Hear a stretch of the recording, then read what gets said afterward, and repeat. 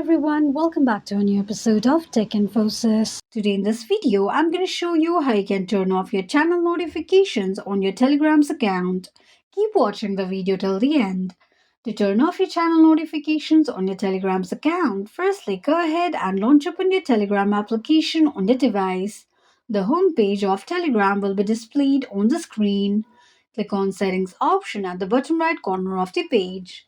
You will end up on the settings page of your Telegram's account.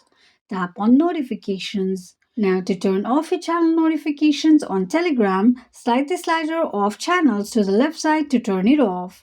This is how you can turn off your channel notifications on your Telegram's account quickly and easily just in few steps. If you have any thoughts or queries, let us know in the comments section. Don't forget to subscribe to our channel for further updates. Also, press the notification bell icon so that YouTube will notify you whenever we post a new video. I hope this video was helpful to you. If it was, just go ahead and give us a thumbs up. Feel free to comment down any suggestions or improvements to be made to our channel by commenting on the comment box. We will be looking forward to upload more contents and tutorials on the upcoming video for your convenience. Thank you so much for watching.